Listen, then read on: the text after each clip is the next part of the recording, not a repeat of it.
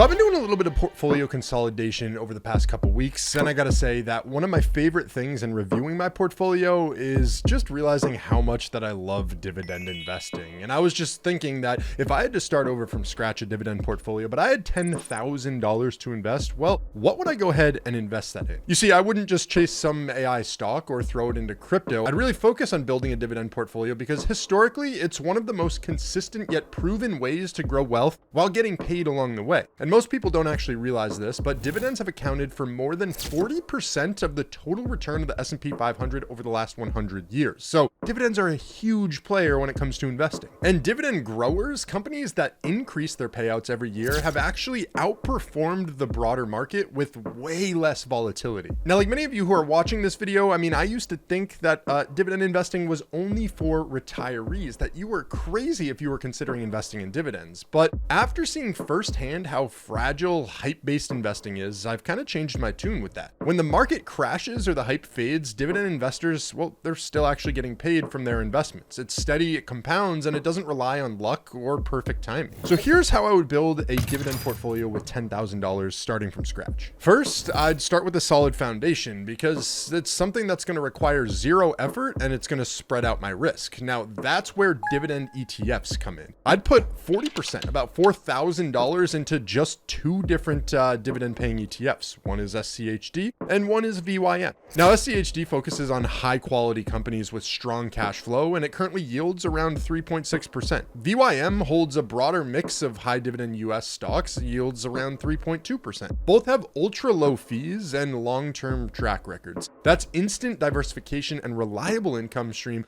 without having to handpick, 50 different stocks. There's kind of a couple routes that I see a lot of investors go when it comes to dividend investing. I've gone down both paths. Now, one is that you end up picking a ton of different individual stocks. Now, some people are going to argue that this is just like a stupid thing to do. In my opinion, it's kind of interesting, right? It's really what got me fueled, want to start investing, handpicking my stocks. And what I actually feel like I was doing at that time was I was creating like my own ETF. So I had all of these different baskets of stocks that I was investing in. But to be honest, it felt like my money was spread thin at that point, and I wasn't necessarily sure where I wanted to continue investing it. Now, I would try to identify value plays and where I think my money would start earning more in certain investments. But again, once you spread yourself out that much, it becomes kind of hard to narrow it down and really focus on the winners. So next, I'd allocate $4,000, another 40% across a few core individual stocks, ones with long-term history of paying and growing dividends. Now, this is what I think most people are interested in because they have more fun handpicking and trying to find different opportunities. But when you are just starting this portfolio, you probably have a little bit less stock knowledge, so I would stick to a couple different categories. One would be investing in Dividend Kings, which have been consecutively increasing their dividend payments for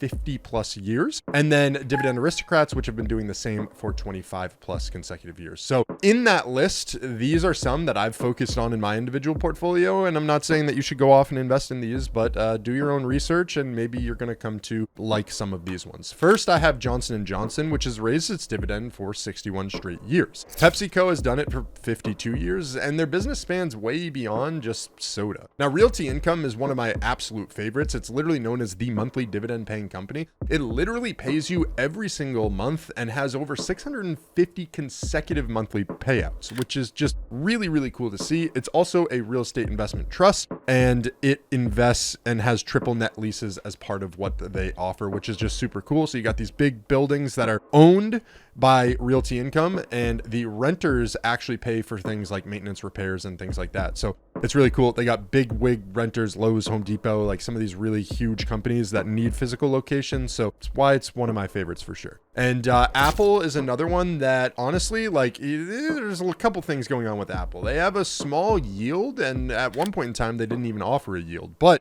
basically what's happening right now, I think they're on track to become a dividend aristocrat. They've got a small yield and return tons of capital through buybacks. So that's why I really like Apple. And I think it's worth having like some diversification in some stocks that could potentially grow as well. And then Chevron provides energy sector exposure with a yield of over 6% and 36 years of dividend growth. So again, these companies are stable, cash generating machines, and they're not going to 10x overnight, but they'll pay you consistently and grow that income year after year. So then I'd take $1,500 and invest in a few higher yield assets assets. Not really junk, but names with strong fundamentals. Main Street Capital is a business development company with a 6.5% yield and a monthly payout as well. So if you just want to see that income coming in and that's what gets you investing more and more, it's the one I'd consider. Now, you also have Brookfield Infrastructure, which owns global utilities, data centers, and transports assets, yielding about 4.4%, so a little bit higher as well. And I might also consider, a covered call ETF like JEPI, which is yielding 7%, or QYLD, which is closer to 11%. Knowing they're more about income than growth, though. This section is designed to boost your cash flow, but it's a smaller slice of the portfolio to just manage risk that comes along with it. So if your overall goal is just collecting more and more money, like that's where that